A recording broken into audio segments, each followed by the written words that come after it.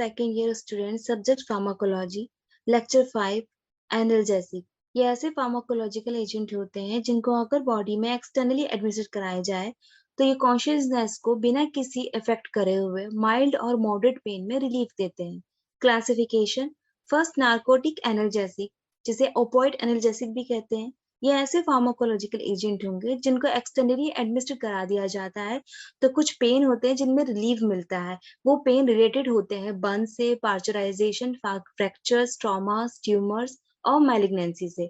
Opioid analgesic फेनाइथिलीन derivatives आएंगे, morphine, codeine, थीबेन। Second benzyl एसिटिल्कोलिन, पेपावरीन, नोजाकेपिन और नार्सिन। Second non opioid analgesic, जिसे non अनार्कोटिक analgesic या antipyretics बोल सकते हैं। ऐसे फार्माकोलॉजिकल एजेंट जिनको बॉडी में एडमिनिस्ट्रेट करा दिया जाता है, माइल्ड और डल एकिंग टाइप के जो पेन होते हैं उनमें रिलीफ मिलेगा, जो को रिलेटेड होंगे माइल्जिया, जिसका मतलब होता है मसल्स पेन, टूथ एक, बॉडी एक, हेडेक। ये रिफर्ड करता है नॉन नार्कोटिक को, फॉर एग्जाम्पल सैलिसाइलेट और उसके derivatives. Pharmacology of narcotic analgesic, for example morphine. Mechanism of action, जितने भी नार्कोटिक एनाल्जेसिक होंगे वो एक्ट करेंगे ओपॉइड रिसेप्टर्स में। Pharmacological action, central nervous system पर इसका एक्ट होगा। जब भी मॉर्फिन एक्सटर्नली एडमिनिस्टर कराया जाएगा तो ये रिलीव करेगा जिन पेन को, वो रिलेटेड है ट्रॉमा, फ्रैक्चर्स, मैलिग्नेंसी, बर्न्स, पार्चराइजेशन से। मॉर्फिन रिलीव करता है सीवियर पेन में भी। ये पेन थ्रेशोल्ड को इंक्रीज कर देगा, पेन सेंसेशन के जो परसेप्शन होता है उसको डिक्रीज करेगा। यूफोरिया, सिडेशन और हिप्नोसिस। इमोशनल वेलबींग जो सेंसेशन होता है उसको प्रोड्यूस करता है, इसे बोलते हैं यूफोरिया। यूफोरिया के केस में कॉन्टिन्यू जो ड्रग होता है वो लीड करता है एडिक्शन को, यानी कि नशे का आदी बना देता है। मॉर्फिन से जो सिडेशन इंड्यूस होते हैं उसे कैरेक्टराइज कर सकते हैं drowsiness, decrease physical activity, difficulty in concentration, जो कि एसोसिएट होते हैं लैक ऑफ थॉट्स और आइडियाज के साथ में। जिस पर्सन को सिडेशन हो जाता है, जिसे एडिक्शन हो जाएगा, उसे बहुत सारे विचार, जो क्षमता होती है उसकी सोचने समझने की और जो शारीरिक कार्य करने की क्षमता होती है वो पूरी तरीके से धीरे धीरे कम होती चली जाती है। ये नेचुरल स्लीप से बिल्कुल भी रिलेटेड नहीं होता।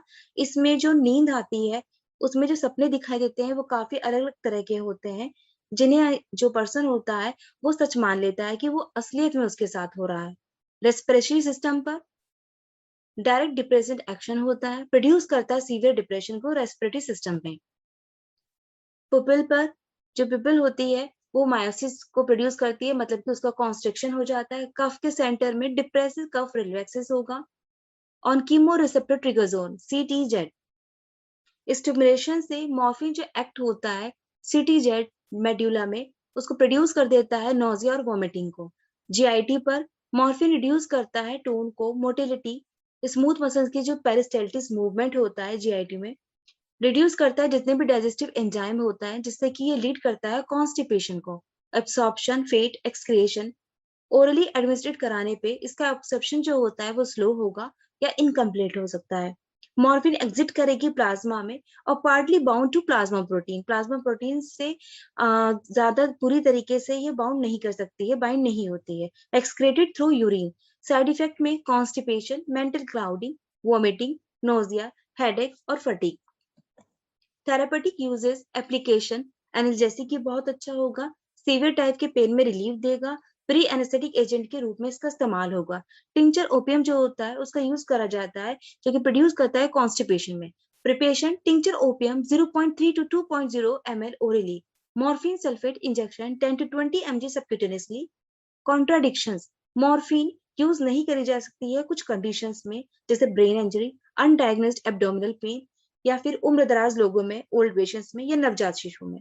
मॉर्फिन ओपियम पॉइजनिंग, जो कि कॉज करते हैं क्लिनिकल ओवरडोज को या एक्सीडेंटली ओवरडोजिंग, जो नशे के आदी होते हैं जिनको एडिक्शन हो जाता है उसमें ओवरडोज हो जाए। सिम्टम, पिन पॉइंट मायोसिस, पिपिल का कॉन्स्ट्रिक्शन हो जाना। रेस्पिरेटरी डिप्रेशन, जो साइनसिस दिखाता है, मतलब कि नाखून या हाथ पैरों में हल्का सा नीलापन दिखाई देने लगेगा वहां पे। नोजिया एंड वॉमिटिंग होगी, क्लैमी पेल स्किन हो जाएगी। ट्रीटमेंट सिम्टोमेटिक, इंटॉक्सिकेशन माउथ से, जिसे में गैस्ट्रिक लेवेज की एडवाइस की जाती है। यदि रेस्पिरेशन पूरी तरीके से बाधित हो जाए, नहीं ले पा रहा है, तो उसे आर्टिफिशियल रेस्पिरेशन देने की सलाह दी जाएगी। Drug treatment, pure antagonist naloxone, dose होगी 0.4 mg जो कि इंट्रावेनस दी जाएगी। Partial antagonist, dose 10 mg intravenous nalorphine. Non narcotic होगा analgesic, antipyretics, anti inflammatory agent. Definition, ये फार्माकोलॉजिकल ऐसे एजेंट होते हैं जिनको एडमिनिस्टर करा जाता है एक्सटर्नली, तो ये रिलीव करते हैं डल पेन में, जो कि कॉन्टिन्यूसली एक्टिंग टाइप के पेन होते हैं, जैसे माइल्जिया, टूथएक, बॉडी हेडेक और न्यूरल्जिया में। क्लासिफिकेशन, नॉन नार्कोटिक्स जो क्लासिफिकेशन हम करेंगे, salicylic acid derivative sodium salicylate, paraaminophenol derivative paracetamol, pyrazolone derivative phenylbutazone, indole derivative indomethacin, propionic acid derivative ibuprofen.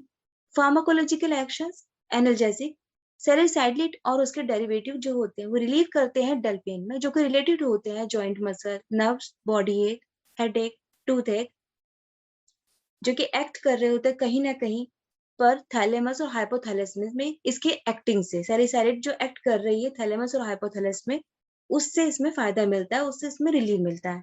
Anti pyrexia, pyrexia का मतलब होता है rise in body temperature, rise in body temperature जो कि बताता है फीवर को।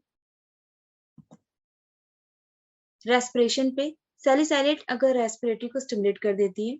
डायरेक्ट एक्शन जो होगा मेडुलरी सेंटर पे होगा, इनडायरेक्ट एक्शन जो होगा इंक्रीज कर देता है प्लाज्मा कार्बन डाइऑक्साइड कॉन्सेंट्रेशन से। जीआईटी पर सैलिसाइलेट इंजेक्शन जो कि कॉज करता है डिस्पेप्सिया, बदहजमी को। ब्लड स्ट्रीम पर सैलिसाइलेट रिड्यूस कर देता है प्लेटलेट एग्रीगेशन को, एंटी इन्फ्लेमेटरी एक्शन को।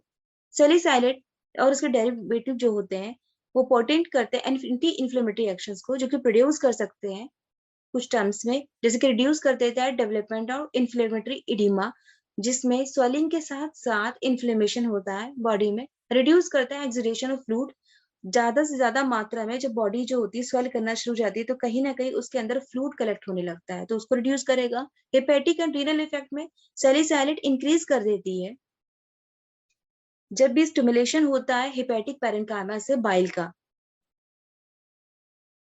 Metabolic effect, hyperpyrexia due to large dose of salicylate, absorption fat excretion, well absorbed होता है इसका स्टमक से, ये बाउंड करता है प्लाज्मा प्रोटीन से, मेटाबॉलाइज होता है लीवर में और एक्सक्रेट होता है यूरिन से।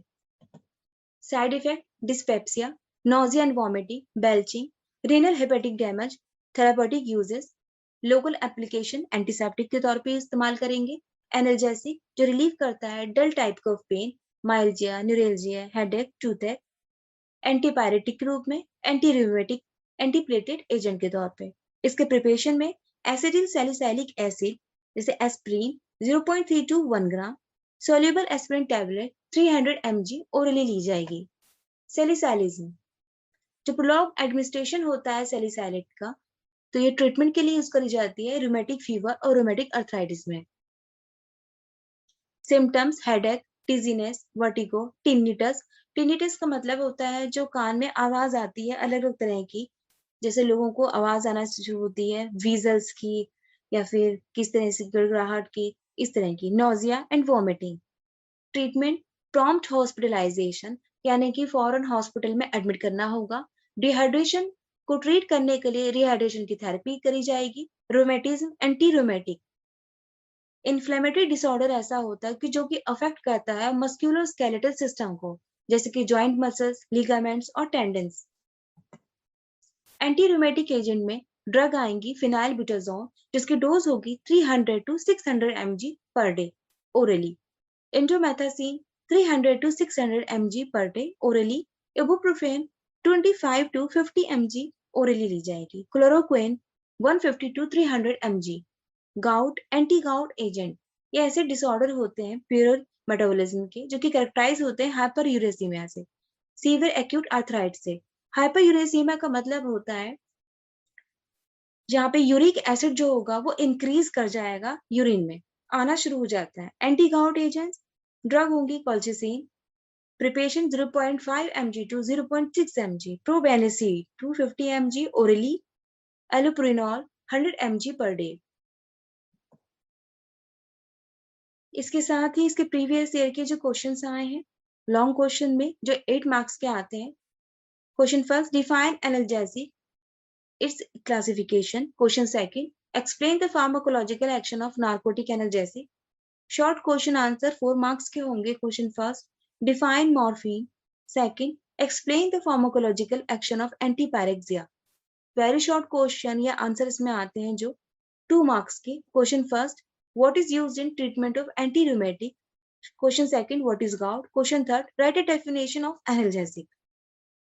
तो आज आपका लेक्चर 5th कंप्लीट हो गया है। इसके साथ ही अब हम इसको कंटिन्यू करेंगे लेक्चर 6।